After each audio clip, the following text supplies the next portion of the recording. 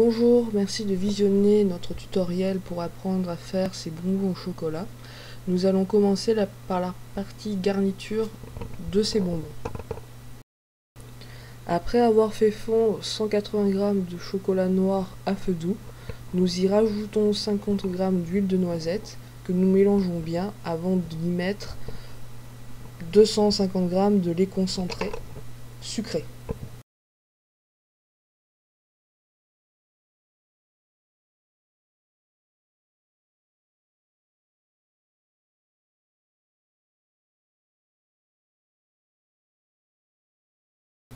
Vers la fin, n'oubliez pas d'y rajouter 70 g de noisettes en poudre, tout en bien mélangeant l'ensemble.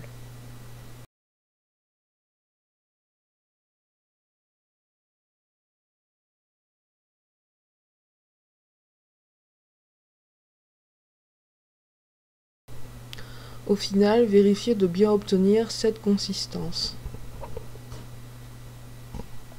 Laissez refroidir, puis mettez au frigo pendant 3 heures et faites en attendant la ganache que nous allons utiliser pour recouvrir le moule. Pour la partie ganache, vous retrouverez nos instructions écrites sur notre blog.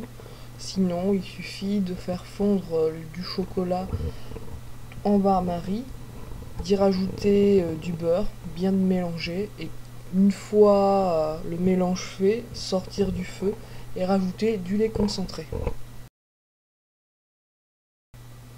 Une fois votre ganache faite, nous allons l'utiliser en tant qu'enrobage pour nos friandises. Pour cela, nous allons recouvrir nos moules de ganache. N'attendez pas qu'elle refroidisse trop, elle est plus facilement maniable tiède que froide.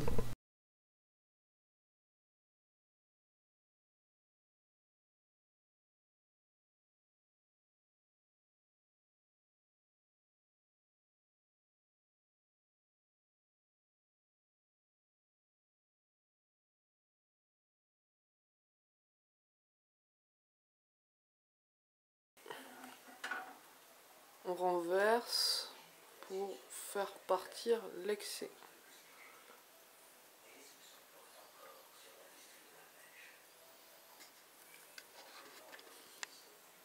Il faut que ce soit bien recouvert du chocolat à l'intérieur. Donc si vous voyez qu'il y a des endroits qui ne sont pas recouverts, ben, il faut remettre.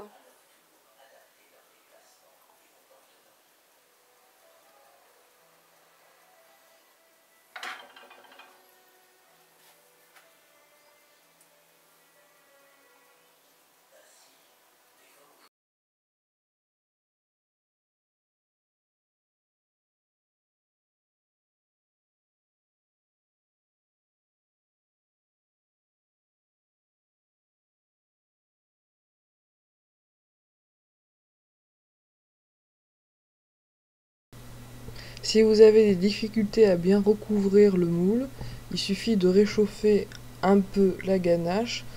Remuez bien car elle peut très vite brûler. Une fois le moule bien recouvert, il ne reste plus qu'à le laisser au frigo pendant 10 à 15 minutes pour que la ganache prenne bien. Une fois la ganache bien durcie, il ne reste plus qu'à façonner des petites boules avec la pâte à tartiner que l'on mettra dans le moule. Contrairement à nous, n'oubliez pas d'aplatir un petit peu les boules sur le dessus pour avoir une friandise bien plate en dessous. Et nous n'avions plus de noisettes, donc il faudra aussi rajouter les noisettes au milieu de la boule quand vous êtes en train de la façonner. Quand vous aurez bien façonné votre boule, il faudra après la recouvrir soit de noisettes en poudre, soit de gaufrettes qui ont été réduits en poudre. Après, c'est un choix personnel. Il n'empêche que après avoir rempli votre moule de la pâte à tartiner, il faudra la recouvrir de ganache et la remettre à nouveau au frigo pendant une bonne heure au moins. Faites bien attention lors du démoulage car cela peut être une opération très délicate pour ne pas endommager la ganache. Et ne vous précipitez pas sur le coup si ça adhère un peu au moule. Pour les instructions écrites, vous retrouvez tout sur notre blog 1001saveurs.com. Nous avons bien évidemment laissé le lien dans la description. Vous pouvez donner votre avis sur ce petit tutoriel sur YouTube ou sur notre blog. Nous serons vraiment ravis de vous y répondre. Nous allons vous laisser déguster ces petites merveilles. Et on vous souhaite une joyeuse Pâques. A bientôt pour de nouvelles recettes.